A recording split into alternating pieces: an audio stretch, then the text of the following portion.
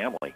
And we've seen that so many times. Somebody coming along is not going to realize what's going on. There's a car right there that potentially could have been involved. Yeah. It's lunchtime. Oh, here we come. Here comes another pit Oh, attempt. she's on someone's lawn. Was that an effect of a pit? Her pulling off? No, I think that was a mistake. But look at her here. Now, I'm about 4 seconds behind you, Steve, on the view here. But, but I'll tell you though that was yes, scary. Yeah, overdriving, making mistakes. Again, the effects of that adrenaline rush. That that you get very tired, you get very fatigued from this. Well, with the adrenaline and with being fatigued, there may well be the attitude of I don't care what happens. And when you get to I don't care what happens, this could affect other people. You know, that's true. And I got to tell you, many of the folks that I've arrested actually at the end of these pursuits, you ask them when we get them back to the station, why didn't you stop? And they'll honestly tell you, I couldn't. I was afraid. Yeah. I feel like they're in deep. Well, it's once you start this, you just don't know how to disengage, and they don't know how to stop. And that sounds odd, but that's the explanation they have. This has been going on about half an hour right now. It's a woman in that car being pursued. It started on the 605, came through downtown. This is an area near downtown right now, down South L.A. Residential streets, really speeding at this moment. She has been able to evade a couple of moments where it appeared she was boxed in or trapped. Yeah, at this time right now, I'm sure their watch commanders they're probably watching this on the air as well as we are, and this is a very, very high priority for them right now because this is very dangerous in these streets. All right, this is that was 56 that she was south on, now going back north again. Notice how narrow these streets are with cars parked on both sides. Now she's approaching another car, and again, all you have to do is have someone going the opposite direction. It's amazing that her luck has not run out, Steve. There's an intersection. Or someone else's. Yes. You know, as we watch these, both the viewers and as we watch this, we have to realize that, there's a good possibility this is not going to end well. They never do. That is the fear. I mean, often they do end well, but sometimes they end tragically. And that's the thing that we fear when we watch this. We know what's going on, but there are people who will be walking down the street or driving in their cars. They don't have a clue what's going on.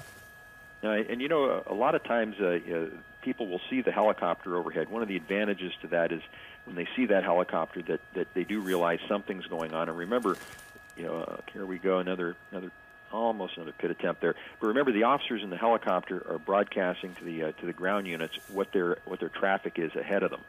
So they know when there's a car converging, and a lot of times I've been in a helicopter many times where you just see it converging and you're helpless. There's nothing you can do, and right in that intersection. Yeah, that was South Vermont that she just turned off of. South Vermont, okay.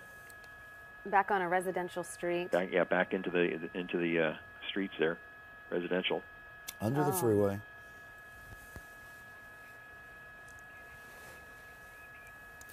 All right, we're getting an update here. This apparently started in Duarte, and we've been talking about one woman in the car. Now the belief is that there are 3 people in that car we're looking at. How does that change the dynamic, Jim Holcomb?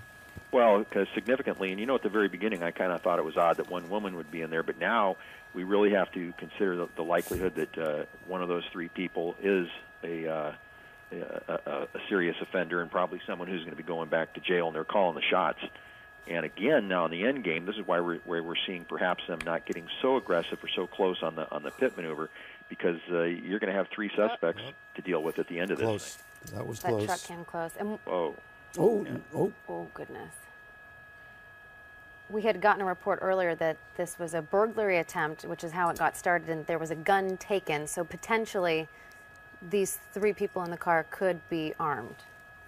Correct, and that's always the assumption by officers anyway. Whether we're in a pursuit or not, we always have to assume that there's going to be a weapon involved. Well, you have to go to worst case scenario under any circumstances, even on a traffic stop. Correct, and as the thing as this progresses, you start to wonder what is the end game going to be. Are they going to have the guy going to bail out and start running all different directions, or are they just going to get out and lay down? So it's very tense at the end. Well, you also wonder, with this report, there were 3 people. If all 3 are in agreement what they're doing, if they're fighting among themselves about what to do here. No, and you know, that's a very good point. Cop is getting out of the car Here here. we go. Okay. All right, we may be at the end game right now. There, as you said, Jim, there's somebody running. There goes a black and white down the street. That's one person. Okay, so they got one person drawing resources away from the stop. And back down through an alley. And remember, I'm about 2 seconds. There's a dog. Yeah. Assuming it's a police dog. Maybe not. This guy's really moving, too. Jump the fence. Yeah, up on the roof, over there in the back. There he goes. I don't know what's happening back at the car scene. No, we only got one set of eyes. Yeah. But you know, you have to assume if they went in all 3 different directions, it's a circus out there. All right, the woman is in custody. The driver is in custody. And this... Like he's going inside of a window or something, perhaps. Might be breaking in a window there at the house, tearing a screen off. I can't quite tell. All right, Jim, we have the 3 people. The woman's in custody. The other 2 are still at large. We're seeing one here who is either hiding behind the tree or trying to break into the house we're looking at, the building. Yeah, it appeared that he pulled a screen off. He might have gone inside that house. And like we said at the beginning, this is a worst scenario. Yeah, especially if he's armed. Can't quite get a view there, but it looks like he might have gone inside of a window there. You've got officers right now setting up a perimeter. They're going to, of course, deploy on that block, and they're going to also make sure people don't come into the area, as well as the suspect doesn't get out. Would they be telling people around there to stay in or evacuate? Well, right now you can see they're setting up their perimeter right now. 2 of the cars are just to the top of the screen are looking for the next intersection. They want to cordon off the outer perimeter, make sure they got a good tight inner perimeter, and if he doesn't come out, then eventually they're going to start working to evacuate the residents on all 4 sides, so that they have some room to work. But that'll be further down the road, because we don't know whether he has a friendly person in there or whether he's just broken into a random house. That's those things aren't known. So the woman driver is in custody. There are 2 other people at large at this moment. We're focusing on one there. We don't know about the second one, where that person might be. And again, like you pointed out, see, we're just watching one part of the story. There's obviously another part somewhere else, and who knows what's going on over there.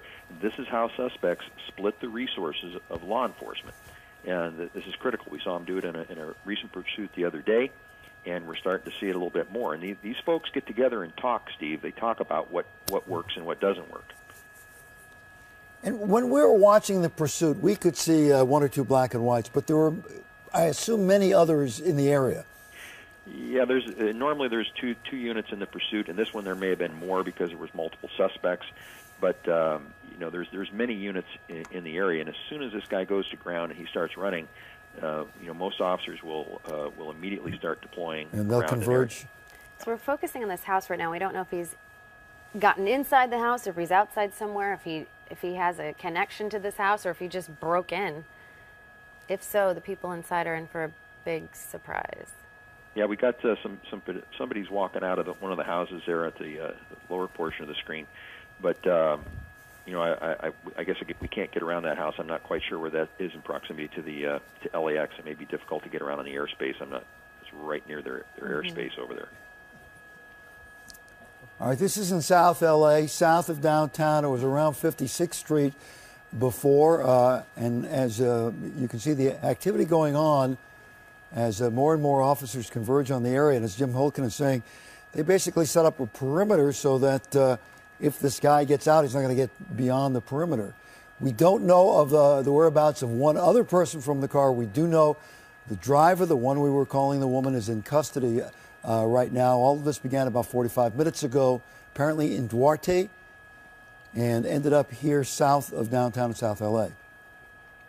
As you can see, that air unit is really close, really trying to keep him in that. Jim, excuse me, we're getting word now that one of the male suspects is in custody, which would leave it, if the arithmetic is right on this, to 1 person out and Are we looking at it right there? I think we are. Yeah. Yes, we are. Yeah. So they got him pretty quick. I guess he just didn't get inside that house. So we think this was the guy from the house. It sure appeared to be. He's dressed the same way, and there was only one person running. So it certainly appears to me he's the same person we saw running. So that would indicate at this point 2 down, 1 to go, if indeed there were 3 people in the suspect car. That's correct. Now we don't know what's going on back at the where the car stopped, but well, the good thing here is that ended uneventfully. yeah. They got the woman driver in custody that uneventfully.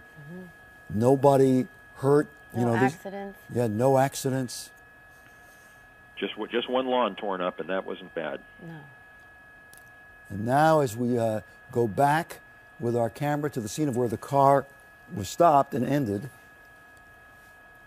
Yeah, that's there's your termination of your pursuit.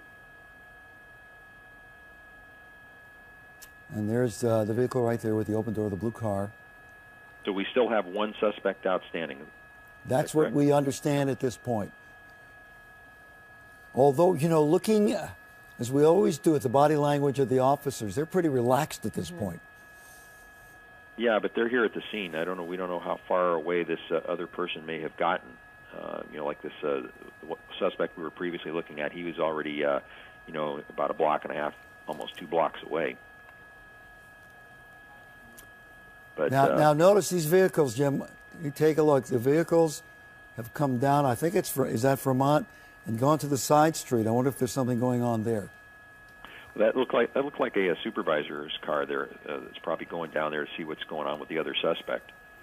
But you see the air unit concentrating on this one area. If there was a suspect still outstanding, I would anticipate the air unit would be in a tight orbit around that other area. So, all right, Jim Holcomb, thank you for your assistance. Where we are with this is there were 3 people, 2 in custody. 1 is still being searched for. We'll bring you up to date as this develops as we go through the course of the day. But we're going to cut away